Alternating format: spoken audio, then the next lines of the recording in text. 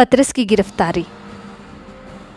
ये बात उस समय की है जब पतरस प्रभु यीशु मसीह के नाम का प्रचार किया करता था और बहुत से लोग पतरस के प्रवचन को सुनकर प्रभु यीशु मसीह के नाम में विश्वास करने लगे थे कि तभी राजा हेरोदेस ने कलीसिया के कुछ लोगों को सताने के लिए उन्हें बंदी बना लिया और उसने यूहन्ना के भाई याकूब को तलवार से मरवा डाला। और जब राजा हेरोदेस ने यह देखा कि उसके ऐसा करने से यहूदी लोग खुश होते हैं, तब उसने पतरस को भी बंदी बनाने का इरादा किया। और फिर यखमीरी रोटी के त्योहार का दिन था और उसने पतरस को बंदी बनवाकर वहां 4-4 सैनिकों के 4 दलों को पहरे पर लगा दिया कि फसह के त्योहार के खत्म हो जाने के बाद उस पर मुकदमा चलाया जाए। जहां एक और जेल में पतरस की रखवाली हो रही थी, वहीं दूसरी ओर कलीसिया उसके लिए लगातार प्रार्थना कर रही थी। और फिर पतरस को हेरोदेस के सामने लाए जाने से एक रात पहले पतरस 2 जंजीरों से बंधा हुआ 2 सिपाहियों के बीच सो रहा था कि तभी प्रभु का एक स्वर्गदूत आ खड़ा हुआ और वो कमरा रोशनी से भर गया। और स्वर्गदूत ने पतरस को थपथपाकर जगाया और उससे कहा, उठो, जल्दी करो। और उस समय पतरस के हाथ से जंजीरें खुलकर गिर पड़ी।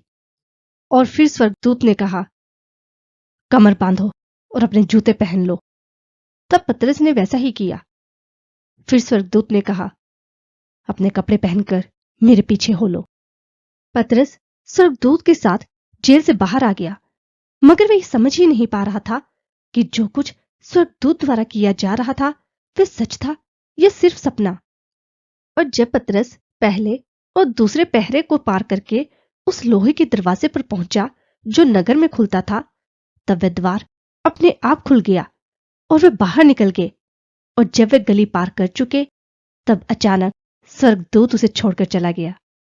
और फिर जब पतरस की सुध-बुध लौटी, तब वह कह उठा, अब मुझे सच्चाई का एहसास हो रहा है कि प्रभु ने ही अपने स्वर्गदूत को भेजकर मुझे हेरोदेस और यहूदी लोगों की सारी उम्मीदों से छुड़ा लिया है।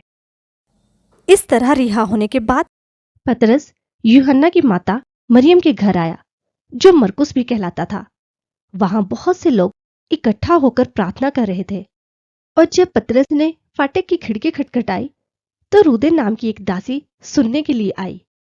और जब उसने पतरस की आवाज को सुना, तब उसने खुशी के मारे दरवाजा न खोला, बल्कि दौड़कर अंदर आई और सबको बताया कि पतरस दरवाजे पर खड़ा है।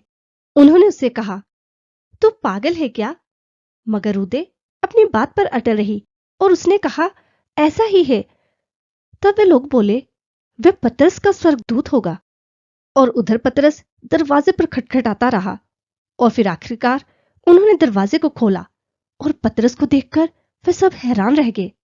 तब पतरस ने उन्हें हाथ से इशारा करते हुए कहा कि चुप रहे और उन सबको बताया कि प्रभु ने किस तरह उसे जेल से बाहर निकाला है। फिर पतरस ने उनसे कहा कि ये बात याकूब और भाइयों को भी बता दी जाए। और तब पतरस वहां से निकलकर दूसरी जगह चला गया। पतरस के जेल से रिहा हो जाने के बाद अगले दिन सुबह सैनिकों में बड़ी हलचल मच गई कि पतरस का आखिर हुआ क्या। और फिर जब हेरोदेस ने भी उसकी बहुत खोज करवाई, मगर उसको कहीं भी ना पाकर उसने फिर पहरेदारों की जांच करवाई और उन सबके लिए मृत्युदंड का आदेश दे दिया। और खुद फिर हेरोदेस कुछ समय के लिए यहूदिया नगर को छोड़कर कैसरिया नगर में रहने के लिए चला गया। हेरोदेस सोर और सीदोन के लोगों से बहुत नाखुश था। तब वे एक मन होकर राजा के पास आए और बलातुस, जो राजा के एक कर्मचारी था, उसे मनाकर उन्होंने राजा से मेल करना चाहा, क्योंकि राजा के देश से ही उनके देश का पालन पोषण होता था। और तब हेरोदेस ने ठहराए गए दिन पर अपने राजसी कपड़े पहनकर सिंहासन पर बैठकर लोगों को भाषण देना शुरू किया। और लोगों की भीड़ जोर से चिल्लाने लगी, ये इंसान नहीं, देवता का शब्द है। और उसी समय प्रभु के एक दूत ने हेरोदेस पर वार किया, क्योंकि उसने परमेश्वर को महिमा नहीं दी। तब उसके शरीर पर कीड़े पड़े और वह मर गया।